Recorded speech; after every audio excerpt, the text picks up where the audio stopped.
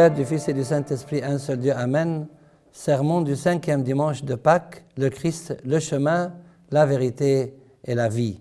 Chers frères et sœurs, en introduction, les 6 dimanches de Pâques qui précèdent la Pentecôte sont le dimanche de Thomas, le Christ, mystère de notre foi, le Christ, pain de notre vie, le Christ, l'eau de notre vie, le Christ, la lumière de notre vie, le Christ, le chemin, la vérité et la vie, et finalement le Christ vainqueur.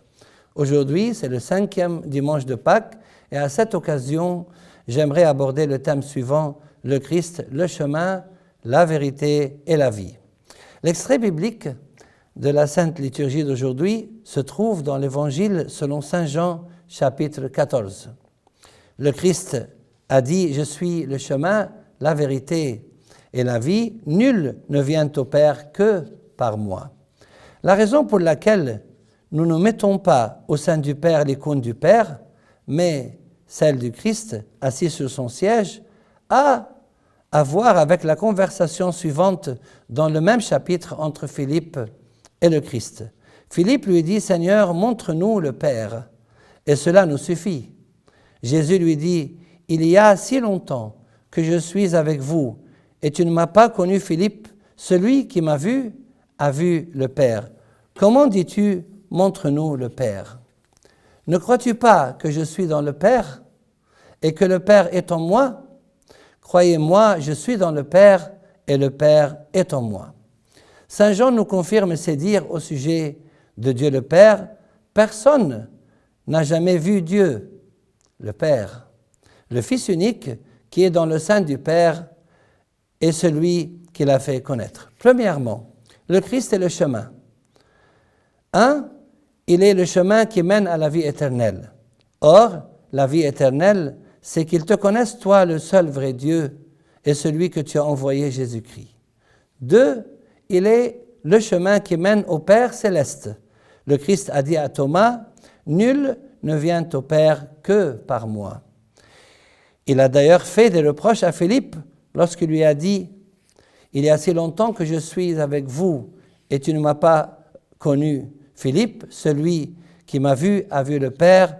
Comment dis-tu, montre-nous le Père? » 3, il est aussi la porte, car il a dit, « Je suis la porte des brebis, je suis la porte, si quelqu'un entre par moi, il sera sauvé, il entrera et il sortira et il trouvera des pâturages. » 4, il nous montre aussi le chemin, car il a dit, « Je t'instruirai et te montrerai la voie que tu dois suivre. Je te conseillerai, j'aurai le regard sur toi. » 5, voici quelques exemples de bons types de chemins à suivre. Le chemin royal. Nous suivrons la route royale sans nous détourner à droite ou à gauche. Ce chemin royal est aussi le chemin du Seigneur. Comme l'a dit Saint Jean-Baptiste, « Préparez le chemin du Seigneur, aplanissez ses sentiers. » Deuxième bon type de chemin à suivre, le chemin de la sagesse et de la droiture. Je te montre la voie de la sagesse, je te conduis dans les sentiers de la droiture. L'homme qui s'écarte du chemin de la sagesse reposera dans l'assemblée des morts. Après avoir quitté le droit chemin, ils se sont égarés en suivant la voie de Balaam. Troisième bon type de chemin à suivre, le chemin de la justice. Je marche dans le chemin de la justice. Les cheveux blancs sont une couronne d'honneur. C'est dans le chemin de la justice qu'on la trouve.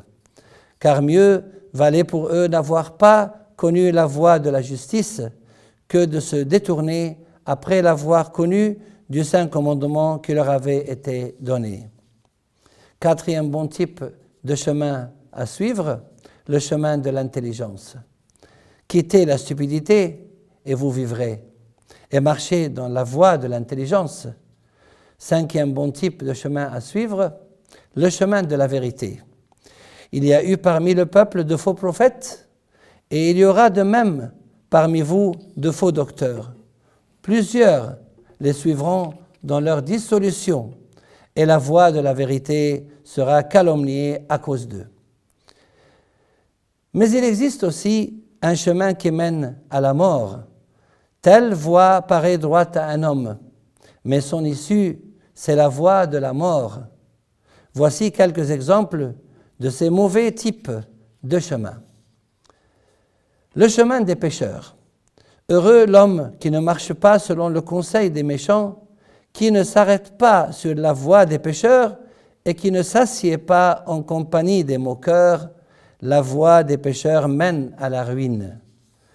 Le chemin du mensonge. Éloigne de moi la voie du mensonge et accorde-moi la grâce de suivre ta loi. Le chemin de l'insensé. La voie de l'insensé est droite à ses yeux, mais celui qui écoute les conseils est sage. Quatrième mauvais type de chemin à éviter, le chemin des méchants. Le juste montre à son ami la bonne voie, mais la voie des méchants les égare. Cinquième mauvais type de chemin à éviter est le chemin du paresseux. Le chemin du paresseux est comme une haie d'épines, mais le sentier des hommes droits est aplani. Deuxièmement, le Christ est la vérité. Il est la vérité et c'est lui qui nous libère si nous demeurons en lui comme il l'a précisé. Si vous demeurez dans ma parole, vous êtes vraiment mes disciples. Vous connaîtrez la vérité et la vérité vous libérera.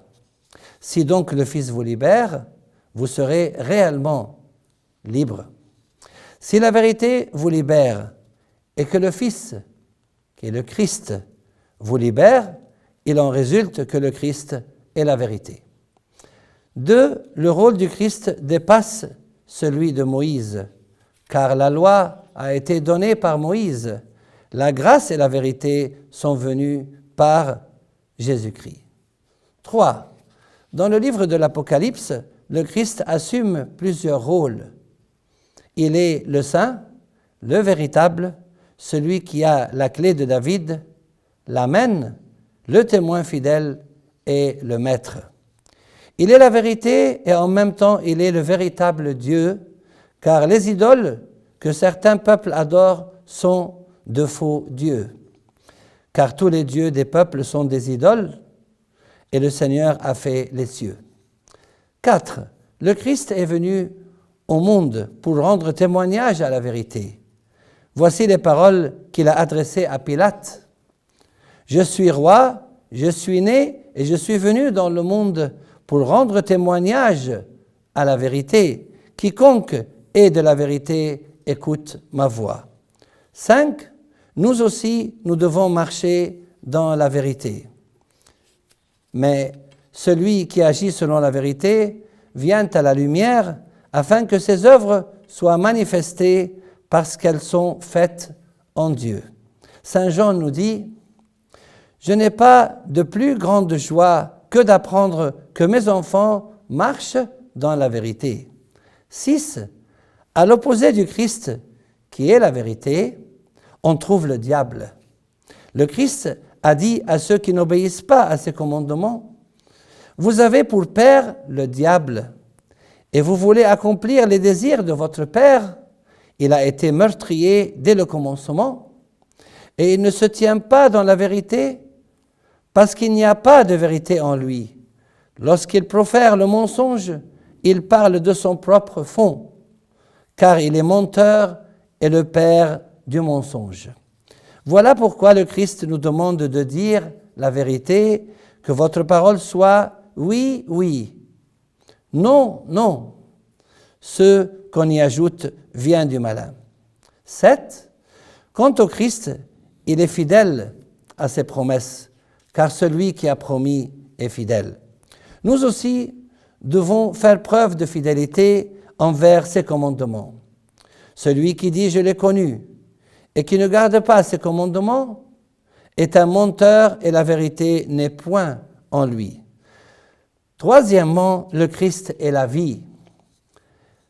1. Il est la source de toute vie. En lui était la vie et la vie était la lumière des hommes. Le Christ a confirmé qu'il est la vie. Il a dit « Je suis la résurrection et la vie ». Pour saint Paul, Pour moi, certes, la vie, c'est le Christ, et la mort m'est un gain. 2. En prenant son corps et son sang dans l'Eucharistie, le Christ vit en nous. Celui qui me mange vivra par moi. 3. Il est aussi notre vie éternelle. Le Christ a dit ce qui suit en s'adressant à son Père céleste. Or, la vie éternelle, c'est qu'ils te connaissent, toi le seul vrai Dieu, et celui que tu as envoyé, Jésus-Christ. Le Christ a ajouté à ce propos, celui qui croit en moi, même s'il meurt, vivra, et celui qui quiconque vit et croit en moi ne mourra jamais. C'est en prenant le corps et le sang du Christ que nous obtenons la vie éternelle. Je suis le pain vivant qui est descendu du ciel. Si quelqu'un mange de ce pain, il vivra éternellement. Et le pain que je donnerai, c'est ma chair, que je donnerai pour la vie du monde. Celui qui mange ma chair et qui boit mon sang a la vie éternelle, et je le ressusciterai au dernier jour. Celui qui mange ce pain vivra éternellement. 4. Quant à ceux qui s'éloignent du Christ, ils sont morts spirituellement. Voici quelques exemples bibliques.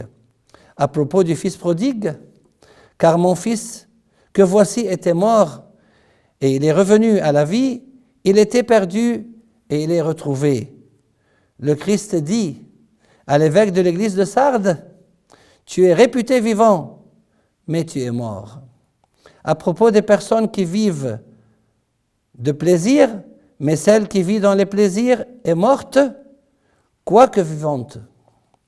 Le Christ a dit à un des scribes, « Suis-moi et laisse les morts ensevelir leurs morts. » Cela signifie, laisse ceux qui sont spirituellement morts ensevelir et s'occuper de leur mort charnelle et de tout ce qui est éphémère. Pour conclure, chers frères et sœurs, le Christ est le chemin qui mène à la vie éternelle et à notre Père céleste. Il est la vérité qui nous libère du péché et il est la vie car il a vaincu la mort. Demandons au Seigneur qu'il nous comble de joie grâce à sa glorieuse résurrection et gloire à lui maintenant et pour les siècles des siècles. Amen.